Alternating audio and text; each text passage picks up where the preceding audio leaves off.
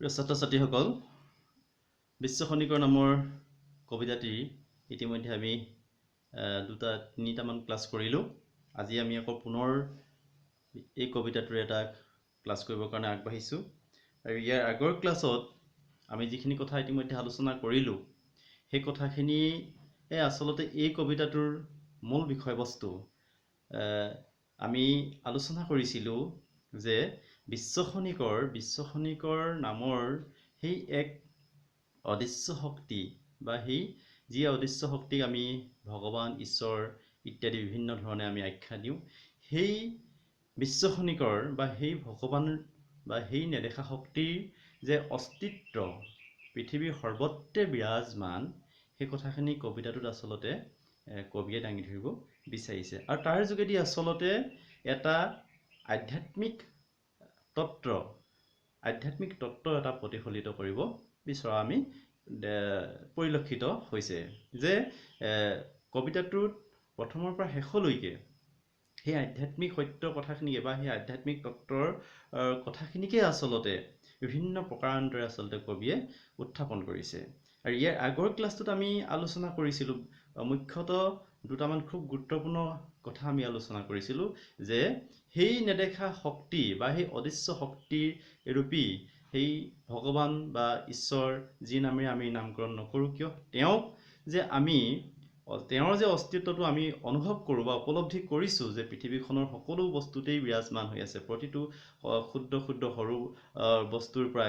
প্ৰকাণ্ড এটা বস্তুলৈকে আটাইখিনিৰ মাজত যে তেওঁৰ অস্তিত্বটো বিৰাজমান হৈ আছে, অথচ কিয় তেওঁক আমি আমাৰ চাক্ষুষ দৃষ্টি আমি তেওঁক দেখিবলৈ নাপাওঁ। সেই কথাখিনি আমি ইয়াৰ ক্লাছত আলোচনা কৰিছোঁ যে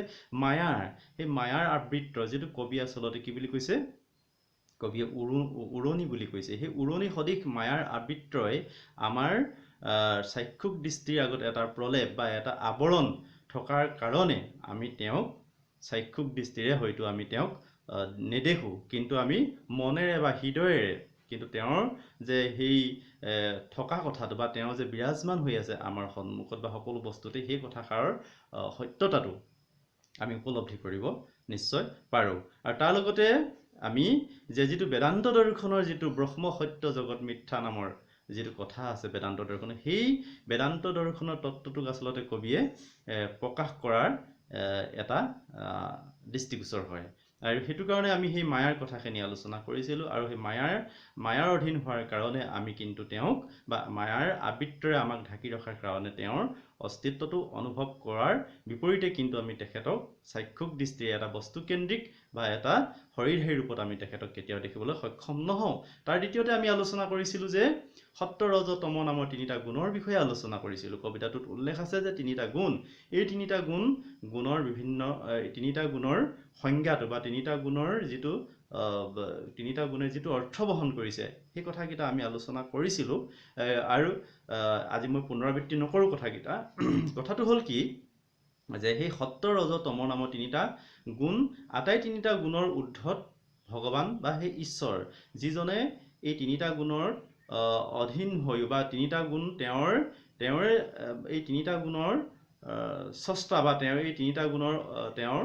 অধীন হ'লেও কিন্তু তেওঁৰ এই তিনিটা গুণৰ কোনো এটা গুণতে লিপ্ত নহয়।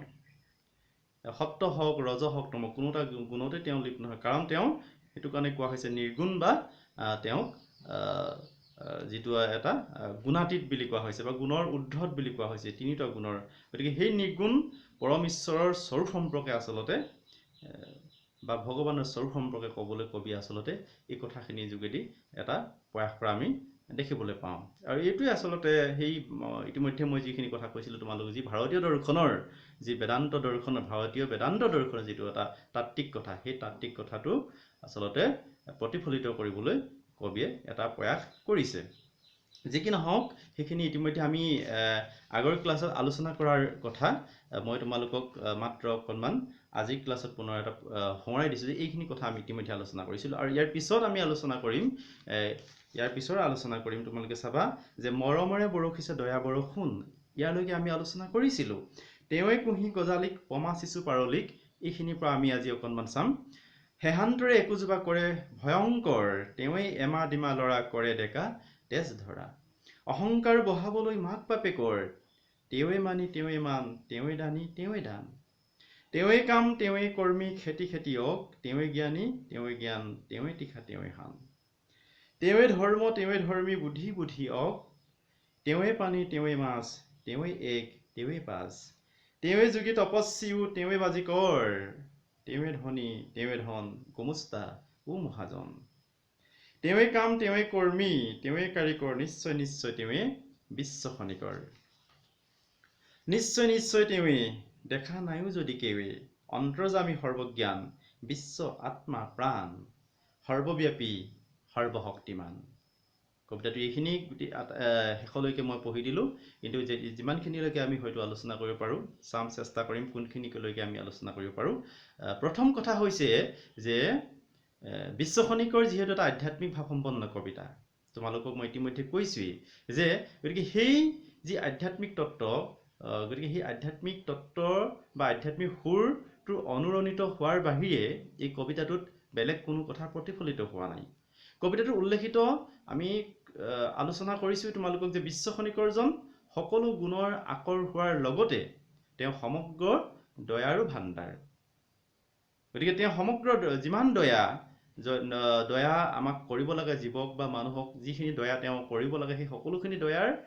তেওঁৰ ওচৰত মজুত আছে। তেওঁ দয়াৰ ভাণ্ডাৰ। গতিকে তেওঁ সেই দয়াৰ ভাণ্ডাৰৰ পৰা দয়া দিবৰ কাৰণে কেতিয়াও কোনোদিন কৃপণালি নকৰে, বা তেওঁ কোনো উচ্চ নিচ্চ ভেদাভেদ ইত্যাদি তেনেধৰণৰ এটা বৈষম্য ৰাখি কেতিয়াও কাকো আচলতে তেওঁ দয়া নকৰে। গতিকে তেওঁ সকলোকে সমদৃষ্টি, সেই কথাখিনি ইতিমধ্যেই মই তোমালোকক আগৰ পাঠত আগৰ ক্লাছত আমি আলোচনা কৰিছিলোঁ। তেৱে কুঁহি গজালিক পমা শিশু পাৰলিক,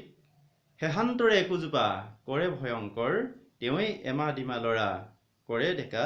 তেজ ধৰা, অহংকাৰ বহাবলৈ মাক বাপেকৰ। ইয়াত কি কৈছে যে আচলতে তেওঁ যিহেতু অনন্ত শক্তিৰ গৰাকী, গতিকে সেই অনন্ত শক্তিৰ গৰাকী হিচাপে বা তেওঁৰে কৃপাত কি হৈছে, সৰু বৰ সকলো প্ৰকৃতিৰ উপাদানেই কৃপা লাভ কৰি সমগ্ৰ পৃথিৱীখনকে এক অনন্য সুন্দৰ কৰি ৰাখিছে। তাৰপিছত সেইটো কাৰণে কৈছে যে তেৱে কুঁহি গজালিক পমা শিশু পাৰ, তাৰমানে সৰু সৰু এজোপা যিধৰণে গুটিৰ পৰা যিদৰে একোজোপা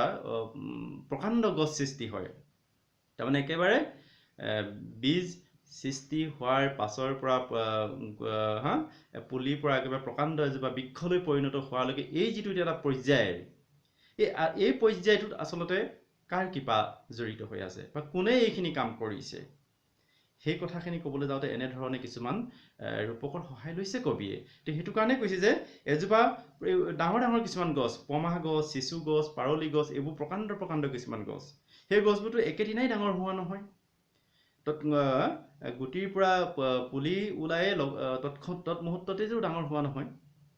এটা দীঘলীয়া পৰ্যায়ৰ মাজত এজোপা প্ৰকাণ্ড গছ সৃষ্টি হৈছে। পমা গছ, তোমালোকে এইবোৰ কিছুমান ডাঙৰ ডাঙৰ গছৰ নাম, পাৰলি গছ হওক বা চিচু গছ, এই যে বৃহৎ কিছুমান গছ যে সৃষ্টি হৈছে, তাৰ অন্তৰালত এই বিশ্ব খনিকৰৰ কৃপা বা এই বিশ্ব খনিকৰৰ এটা অস্তিত্ব জড়িত হৈ আছে। তেওঁৰ কাৰণেহে এনেধৰণে এইবিলাক সক্ষম হৈছে বা এইবোৰ সম্ভৱ হৈছে। সেই কথাখিনিকে আচলতে কবিয়ে প্ৰতিফলিত কৰিব বিচাৰিছে যে সাধাৰণ একোটি বীজৰ পৰা এজোপা যে প্ৰকাণ্ড মহীৰূপ স্বৰূপ যিদৰে প্ৰকাণ্ড এজোপা গছলৈ পৰিণত হৈছে, তেওঁৰ ইয়াত কি জড়িত হৈ আছে, তেওঁৰ কৃপা বা দয়া জড়িত হৈ আছে, যিহেতু তেওঁৰ সেই দয়া বা কৃপাৰ ভাণ্ডাৰ বুলি কবিয়ে আখ্যা কৰিব বিচাৰিছে। গতিকে আৰু এটা কথা কৈছে যে হেহান্তৰে একোজোপা কৰে ভয়ংকৰ, গতিকে যে একেবাৰে শেষত যে এজোপা ভয়ংকৰ, যে সামান্য এটি গছপুলিযোৰ এটা সময়ত যে ভয়ংকৰ যথেষ্ট ডাঙৰ এজোপা গছলৈ ৰূপান্তৰিত হয়, তাৰ মূলতে কাৰ কৃপা জড়িত হৈ আছে, সেই বিশ্ব খনিকৰ স্বৰূপ ভগৱানৰ কৃপা জড়িত হৈ আছে। গতিকে আৰু তাৰপিছত কৈছে যে তেৱে এমা ডিমা লৰা কৰে ডেকা তেজ ধৰা, অহংকাৰ বহাবলৈ মাক বাপেকৰ। ইয়াত কোনটো কথা কোৱা হৈছে যে সেই একেধৰণৰ কথা, সেই যি ধৰণে আচলতে সেই গছপুলিটো সামান্য তেনেই সৰু এটা গছপুলি এজোপা প্ৰকাণ্ড গছলৈ ৰূপান্তৰিত হয়, ঠিক তেনেধৰণে কি বুলি কৈছে, কেঁচুৱা অৱস্থাৰ পৰা এমা ডিমা অৱস্থা, যিটো কেঁচুৱা অৱস্থা বুলি কোৱা হয় সেই এমাদিমা কেঁচুৱা অৱস্থাৰ পৰা যে এজন তেজাল যুৱকৰ পৰিণত হয়গৈ ইয়াৰ গুৰিতে বা ইয়াৰ মূলতেই কাৰ কৃপা জড়িত হৈ আছে সেই বিশ্ব খনিকৰৰ কৃপা জড়িত হৈ আছে তাৰমানে সকলো আচলতে কবিয়ে দেখুৱাব বিচাৰিছে যে সকলোতেই মানুহৰ ক্ষেত্ৰতে হওক প্ৰকৃতিৰ সেই উপাদানবিলাকৰ ক্ষেত্ৰতেই হওক আটাইবোৰৰ ক্ষেত্ৰতেই বা আটাইখিনি দিশতেই আচলতে বিশ্ব খনিকৰৰ যে কৃপা বা দয়া জড়িত হৈ আছে বা তেওঁৰ কৃপা বা দয়াৰ অবিহনে যে এইবোৰ কেতিয়াও সম্ভৱ নহয় পৃথিৱী যে এই যিটো পৰিৱৰ্তন হওক ৰূপান্তৰ হওক বা এনেধৰণে যিটো এটা গতিশীলময় ৰূপ এইখিনিত যে ভগৱানৰ বা সেই নেদেখা শক্তিৰ যে মহিমা জড়িত হৈ আছে বা তেওঁৰ কাৰণেহে বা তেওঁৰ সেই দয়া বা কৃপাৰ কাৰণেহে যে এইবোৰ সকলোবোৰ সম্ভৱ হৈছে সেই কথাষাৰকে আচলতে কবিয়ে দেখুৱাব বিচাৰিছে সেইটো কাৰণে সেই কেঁচুৱা অৱস্থাৰ কথা কৈছে যে এটা কেঁচুৱাই কেনেধৰণে এজন তেজাল যুৱকত পৰিণত হয়গৈ সুন্দৰ সুঠাম তেজাল যুৱকলৈ যে পৰিণত হয়গৈ ৰূপান্তৰিত হয়গৈ সামান্য এটি কেঁচুৱাও যে এটা সময়ত গতিকে এই যে এনেধৰণে যি আমাৰ যি গতিশীলতাৰ যিটো ৰূপ পৰিৱৰ্তন ৰূপান্তৰিতৰ যিটো ৰূপ এই আটাইবোৰৰ ক্ষেত্ৰত তেওঁৰ কৃপা জড়িত হৈ আছে নহ'লে এইবিলাক কেতিয়াও সম্ভৱ হৈ নুঠিব পৃথিৱীখনত এই কথাষাৰকে আচলতে কবিয়ে এই বিশ্ব খনিকৰ নামৰ কবিতাটোত দেখুৱাব বিচাৰিছে যে সকলোতে প্ৰকৃতিৰ সৰু বৰ উপাদানৰ পৰা মানুহলৈকে আটাইবোৰতে যে বিশ্ব খনিকৰৰ অৱদান বিশ্ব খনিকৰৰ কৃপা জড়িত হৈ আছে তাকে প্ৰতিপন্ন কৰিব বিচাৰিছে তাৰপিছত অহংকাৰ বহাবলৈ মাক দেউতাকে নিজৰ সন্তানক লৈ গৌৰৱ কৰে নে নকৰে মাক দেউতাকে নিশ্চয় নিজৰ সন্তানক লৈ গৌৰৱ কৰে আৰু সেইটোকে অহংকাৰ বুলি কৈছে সেই গৌৰৱ বা অহংকাৰ কৰাৰ মূলতে কি যে সেই তাৰ মূলতে হৈছে যে সেই অদৃশ্য পৰম ঈশ্বৰৰূপী সেই শক্তিটোৰ মহিমা জড়িত হৈ আছে বা তেওঁৰ কৃপাৰ কাৰণেহে আচলতে এনেধৰণে মাক বাপেকেও নিজৰ সন্তানক লৈ নিজৰ ল'ৰা ছোৱালীক লৈ এনেধৰণে গৌৰৱ কৰিব পাৰে অহংকাৰ কৰিব পাৰে আৰু সেই গৌৰৱ আৰু অহংকাৰ কৰাৰ মাক বাপেকে তেনেধৰণে কৰিব যে পাৰিছে গৌৰৱ কৰিব পাৰিছে মোৰ ল'ৰা মোৰ ছোৱালী এনেধৰণে হয় নে নহয় এই যে নিজৰ ল'ৰা ছোৱালীক লৈ যি গৌৰৱ কৰিব পাৰে যি গৌৰৱপূৰ্ণ তেওঁলোকৰ মনত যিটো এটা ভাৱধাৰা সৃষ্টি হ'ব পাৰে তাৰ মূলতেই সেই বিশ্ব খনিকৰেহে কৃপা কৰিছে যে কোনোবাই নিজৰ ল'ৰা ছোৱালীক লৈ কেনেধৰণে গৌৰৱ কৰে আজি ভাল ৰিজাল্ট কৰাৰ লগে লগে নিজৰ ল'ৰাটো বা নিজৰ ছোৱালীজনীক মাক দেউতাকে লৈ কিমান গৌৰৱ কৰিব পাৰে মানুহৰ আগত এটা গতিকে সেই যে গৌৰৱ কৰিব পাৰিছে কোনোবাই কাৰোবাক লৈ সেই গৌৰৱ কৰাৰ মূলতেও যে তেওঁৰে সেই বিশ্ব খনিকৰেই কৃপা জড়িত হৈ আছে সেই কথাখিনি ক'ব বিচাৰিছে তেওঁৱেই মানি তেওঁৱেই মান তেওঁৱেই পানী তেওঁৱেই দান তেওঁৱেই কাম তেওঁৱেই কৰ্মী খেতিয় ইয়াতো সেই একেধৰণৰ কথাখিনিকেই কৈছে যে মুঠতে গছ বন তৰু তৃণ লতাৰ পৰা জীৱ জন্তু মানুহ আদি সকলোকেই যে ভগৱানে সমানে দয়া কৰি এই পৃথিৱীখনক ধুনীয়া কৰি ৰাখিছে পৃথিৱীখনক এক অনন্য মাত্ৰা প্ৰদান কৰিছে যে সৃষ্টিৰ মূলতে যে তেওঁ জড়িত হৈ আছে তেওঁ যে নিহিত হৈ আছে অন্তৰ্নিহিত হৈ আছে ঠিক তেনেদৰে সকলোকে সুৰক্ষা প্ৰদান কৰাৰ পৰা বৃদ্ধি বিকাশ সুৰক্ষা প্ৰদান কৰাৰ পৰা বৃদ্ধি আৰু বিকাশ পৰ্যন্ত যে তেওঁৰ মহিমা জড়িত হৈ আছে সেই কথাখিনিকেই এনেধৰণে কৈছে যে তেওঁৱেই মানি তেওঁৱেই মান তেওঁৱেই দানী তেওঁৱেই দান এই সকলোবিলাক কোনোবাই কাৰোবাৰ পৰা মান পাইছে তেওঁক মানি বুলি কৈছে মান মানে সন্মান কোনোবাই কাৰোবাক সন্মান দিছে কোনোবাই সন্মান পাইছে হয়নে নহয় তেওঁ যে সন্মানৰ পাত্ৰ হৈছে সন্মানৰ গৰাকী হৈছে কাৰ কাৰণে হৈছে এই কথাষাৰ আচলতে লেখকে বুজাব বিচাৰিছে যে তেওঁ কবিয়ে ক'ব বিচাৰিছে দেখুৱাব বিচাৰিছে যে তেওঁ নিজে তেনেধৰণে সন্মান হয়তো আৰ্জন কৰিব নোৱাৰিলেহেঁতেন তাৰ সন্মান তেওঁ যে পাইছে বেলেগৰ পৰা সন্মান পোৱাৰ মূলতে হৈছে তেওঁ সেইজন বিশ্ব খনিকৰ সহায় বিশ্ব খনিকৰ কৃপা তেওঁৰ লগত জড়িত হৈ আছে এনেধৰণৰ কিছুমান কথা আচলতে বিভিন্ন ধৰণৰ ৰূপক উপমাৰ যোগেদি কবিয়ে দেখুৱাব বিচাৰিছে গতিকে সেইটো কাৰণেই কৈছে যে তেওঁৱেই মানি তেওঁৱেই মান যে এই সৃষ্টিৰ বা এই বিশ্বৰ প্ৰতিটো বস্তুৰ সৃষ্টি আঁৰত মই কৈছোঁ তোমালোকক বাৰে বাৰে কাৰ্য আৰু কাৰণ এই কথাষাৰ মনত ৰাখিবা তোমালোকে কাৰ্য আৰু কাৰণৰ সম্পৰ্ক আচলতে ইয়াত দেখুৱাব বিচাৰিছে যে কেনেধৰণে মানি আৰু মান তাত কাৰ্য আৰু কাৰণৰ সম্পৰ্ক জড়িত হৈ আছে মানি আৰু মান সন্মান আৰু যি কোনোবাই সন্মান কাৰোবাক প্ৰদান কৰিছে আৰু কোনোবাই সন্মান পাইছে যে সেই এটাত কাৰ্য জড়িত হৈ আছে তেনেধৰণৰ কাৰ্য কৰিছে কাৰণে তেওঁ সন্মান পোৱাৰ যোগ্য তেওঁ হয়নে নহয় গতিকে তেওঁ সন্মান প্ৰদান কৰিছে গতিকে সেই কাৰ্য জড়িত হৈ আছে কাৰ্য আৰু কাৰণ এই দুটাৰ মাজত এটা সম্পৰ্ক জড়িত হৈ আছে যে বিশ্বব্ৰহ্মাণ্ডৰ স্ৰষ্টা বা এই বিশ্বব্ৰহ্মাণ্ডৰ পালনকৰ্তা বা পৰিচালক যে সেই বিশ্ব খনিকৰ ৰূপী পৰম ঈশ্বৰ বা ভগৱান সেই কথাষাৰ কোৱাৰ লগতে কবি আচলতে ইয়াকো কৈছে যে